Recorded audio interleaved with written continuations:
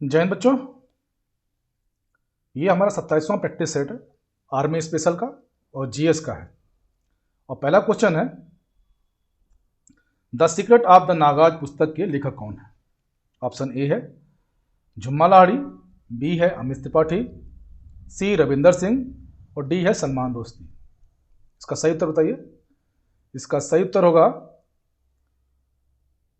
Amit Tripathi, B option. ठीक है, अब इसके बाद देखिए क्या है, अमित त्रिपाठी कौन है, क्या है। The secret of the Nagas भारतीय लेखक अमित त्रिपाठी द्वारा लिखित शिवा ट्रिलॉजी सीरीज का दूसरा उपन्यास है। यह मेहुला नामक एक काल्पनिक देश की कहानी है जो वर्णन करती है कि शिवा नामक एक खानाबदोश होता है घूमने वाला, ठीक है, द्वारा उस देश के निवासियों को किस प्रकार उसके युद्धों से बचाया जाता है। यह पुस्तक 12 अगस्त 2011 12 अगस्त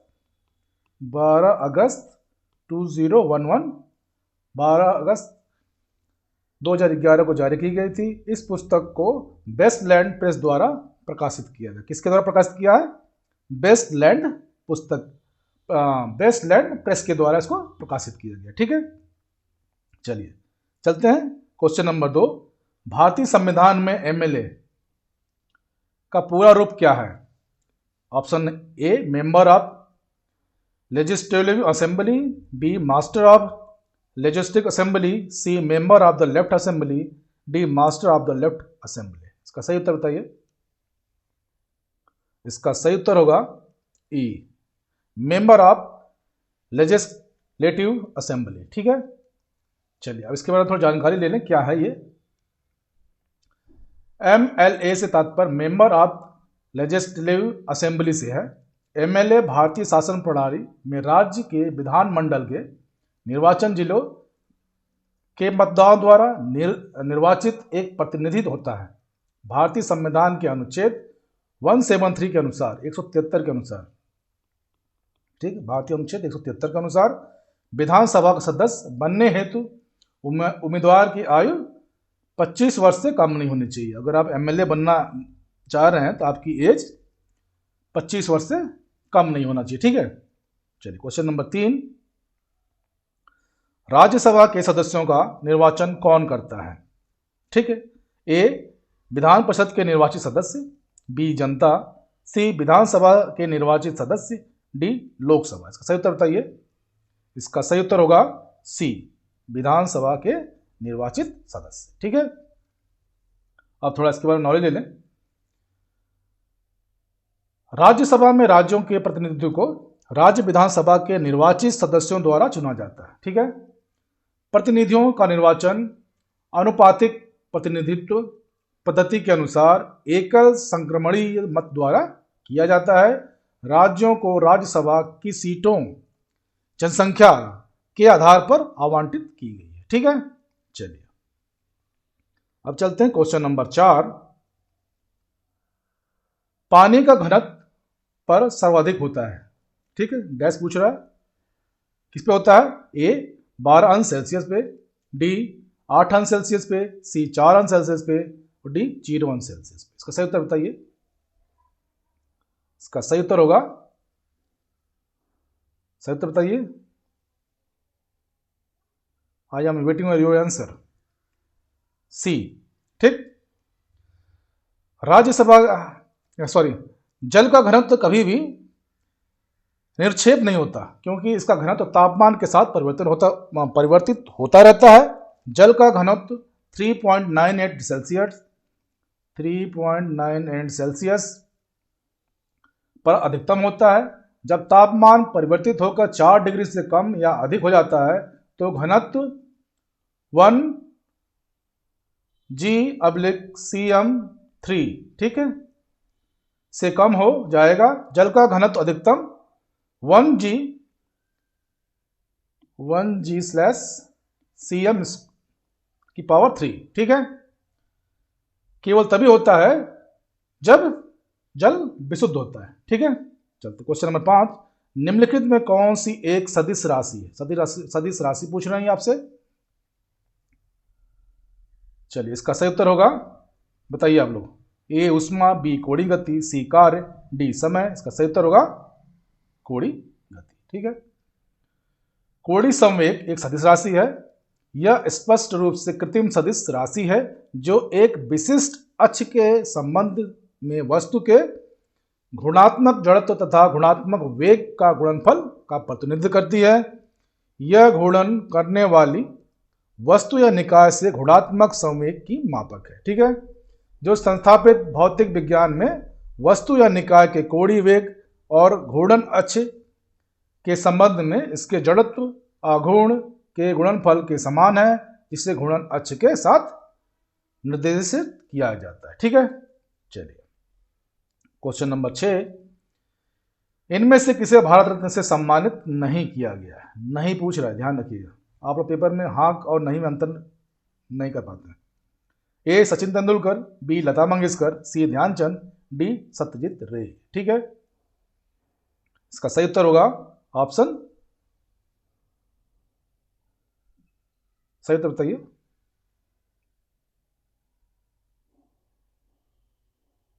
सही उत्तर होगा सी। ठीक। सत्यजीत रे को 1992 में, ठीक है, 192 में, 1992 में। लता मंगेशकर जी को 2001 में और सचिन तेंदुलकर जी को 2014 में भारत रत्न से, भारत के सर्वोच्च नागरिक सम्मान भारत रत्न से सम्मानित किया जा चुका है। ध्यानचंद जिन्हें अब तक के महान फील्ड हॉकी खिलाड़ियों में से एक माना जाता है, 1956 में पद्म विभूषण से सम्मानित किया गया था। ठीक है। 1956 में पद्म विभूषण। ठीक है। क्वेश्चन नंबर 7, सुभाष चंद्र बोस का जन्म वर्ष बताइए। ठीक है। ए 1797, बी 1847, सी 1897, डी 1947। इसका सही उत्तर बताइए। क्वेश्चन नंबर 7 का इसका सही उत्तर होगा सी। क्या होगा? सी। ठीक। सुभाष चंद्र बोस का जन्म 23 जनवरी 1897 को बंगाल प्रांत के उड़ीसा प्रखंड के कटक में हुआ था। इनके पिता का नाम जानकी नाथ बोस तथा माता का नाम प्रभावती देवी था। सुभाष चंद्र बोस भारतीय राष्ट्रीय आंदोलन के महान नेताओं में से एक हैं। उन्हें भारत में नेताजी के नाम से जाना जाता है। ठीक है। क्वेश्चन नंबर 8, भारत की तरफ से आने वाले समुद्री मार्ग की खोज किसने की थी? भारत की तरफ से आने वाले समुद्री मार्ग की खोज किसने की थी? A Babar, B Vasco da Gama, C Galileo, D फेरोडोज। सही उत्तर बताइए इसका। क्वेश्चन नंबर 8 का इसका सही उत्तर होगा बी वास्को डी गामा। ठीक है। अब थोड़ा इसके बाद जानकारी ले लें। पुर्तगाली अवशेषक वास्को डी गामा ने 1497 से लेकर 1498 में अंतरद्वीप के द्वारा यूरोप से भारत आने वाले समुद्री मार्ग की खोज की थी। वह सर्वप्रथम कालीकट पहुंचा। कहां पहुंचा? कालीकट पहुंचा। वहां के शासक जमोरिन ने उसका स्वागत किया। जमोरिन ने वास्को डी गामा को व्यापारिक बस्तियों की स्थापना करने की अनुमति दी थी। ठीक है। स्वागत किसने किया था? जमोरिन ने इसका स्वागत किया था। ठीक है। क्वेश्चन नंबर 8 हो गया। क्वेश्चन नंबर 9 चलते हैं। आकार के संदर्भ में बृहस्पति का हमारे मंडल में कौन सा स्थान प्राप्त है? पहला, दूसरा, तीसरा, चौथा। इसका सही उत्तर होगा पहला। ठीक है। बृहस्पति सौर मंडल का सबसे बड़ा ग्रह है। यह ग्रह इतना बड़ा है कि सौर मंडल के अन्य सभी ग्रह इसमें समा सकते हैं। पृथ्वी के समान 1300 ठीक है से अधिक ग्रह बृहस्पति के अंदर समाहित हो सकती है। मतलब इसका इतना बड़ा है ये। बृहस्पति सूर्य से दूरी क्रम में सौर मंडल का 5वां ग्रह है। सूर्य से ये 5वें ग्रह नंबर पे दूरी पे। ठीक है। क्वेश्चन नंबर 10, सौर मंडल के बाहर सीरियस नामक चमकीले तारे को क्या कहते हैं? सीरियस नामक चमकीले तारे को क्या कहते हैं? Cat star, dog star, fox star और लायन स्टार। का सही उत्तर बताइए।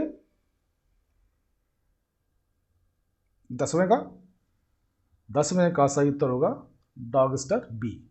ठीक है। सीरियस लुब्धक को डॉग स्टार के रूप में जाना जाता है। यह अपने तारामंडल कैनिस मेजर ग्रेटाडॉग में अपनी विशिष्टता परिवर्तित करता रहता। ठीक है।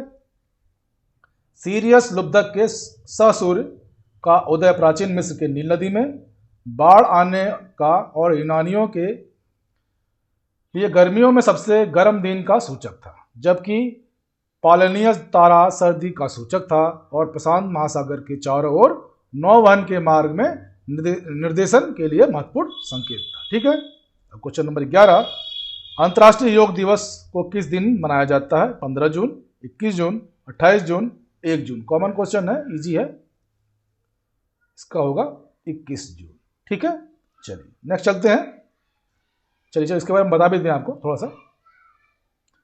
अंतर्राष्ट्रीय योग दिवस को सामान्यतः योग दिवस के रूप में निर्देशित किया जाता है। 2015 में आरंभ होने के बाद यह दिवस प्रतिवर्ष 21 जून को मनाया जाता है।